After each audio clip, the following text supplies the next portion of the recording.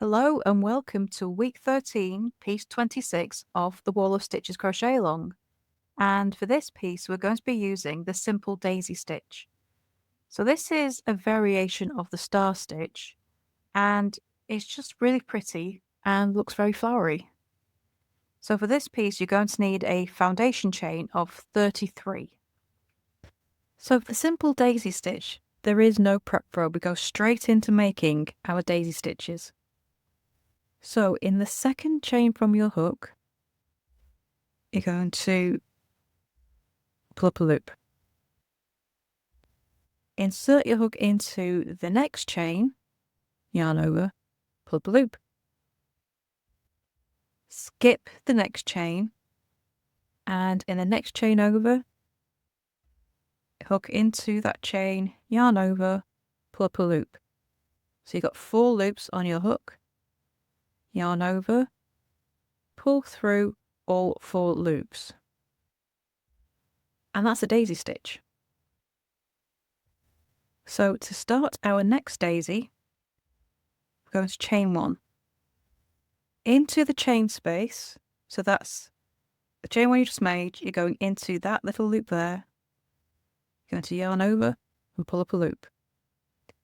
Go into the chain that you finished your last daisy in, so that's this chain here, so we worked into there, go into yarn over, pull up a loop into that one, skip the next chain, go into the next one, yarn over, pull up a loop, 4 loops on your hook, yarn over, pull through all 4 loops, and chain 1.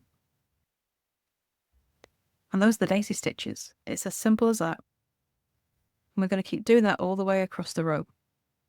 So insert your hook into that chain 1 space, yarn over, pull up a loop, into the same chain that was last worked in, yarn over, pull up a loop, skip the next chain, insert your hook into the next chain, yarn over, pull up a loop, 4 loops on your hook, yarn over, pull through all 4 loops, chain 1, and you repeat that all the way across the row. And so your last daisy of the row that will finish in that last loop. Okay, so you do not chain 1 after your last daisy. You leave it just like that. So after making your last simple daisy, you're going to chain 1 and turn, and then make another 2 chains after that. So I prefer to do chain 1 and then turn and make another 2 just to make things a little bit easier in the next row. So your first simple daisy of row 2 is going to be started into this chain. So into the second chain from your hook, yarn over, pull up a loop, into the chain 1 space that we made before we turned, yarn over, pull up a loop, and our next yarn over is going into the chain 1 space. So sometimes it's easier to see where this is if we just turn back over. So that's the first chain 1 space, and here's the next one, this big hole here, and that's where we use to close up that other daisy.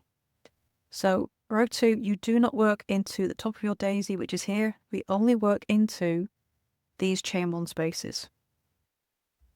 So I'm going to turn back over into that space, yarn over, pull up a loop, 4 loops on your hook, same as before, yarn over, pull through all 4 loops, chain 1.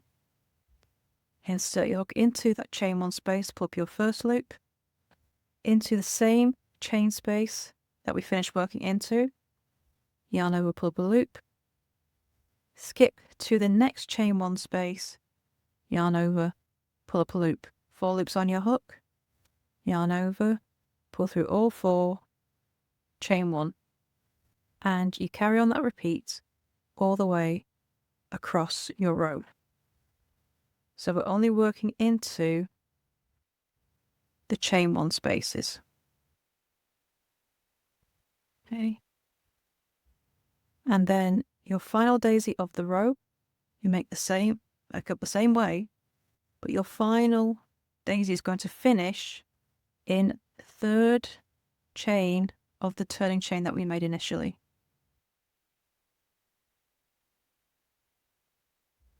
Okay, so it's always going to be made into your turning chain and not a stitch. And chain 1. So to complete your simple daisy piece, you're going to be repeating row 2 until you have 10 rows in total. Once you finish row 10, you can cut off and weave in your ends, and then it's time to add your border. So for this piece, you're going to be making a single crochet into each stitch across the top and bottom. So you'll have 30 stitches on each edge. And then down the sides, you'll make 2 single crochet into the side of every odd numbered row and 1 single crochet into the side of every even numbered row. And that will give you 14 single crochet down each side. So of course you also need to add the extra stitch in the corners for the turn, and that will complete round 1 of your border. And then you can go ahead and do rounds 2 and 3 as well. So once you've done that, you cut off and weave in your ends, and then you're going to join this piece to the Aruga piece which you did before. So once you've done the joining, that's week 13 complete. And if you have any questions, please do come over to the Facebook group, Froggity Frogs Ribbons and Stitch. You can ask all the questions you need, join in the chat, and of course come and show us your completed pieces as well. I would love to see how you're getting along. So thank you for watching and joining in, and I shall see you next week for week 14. Bye for now.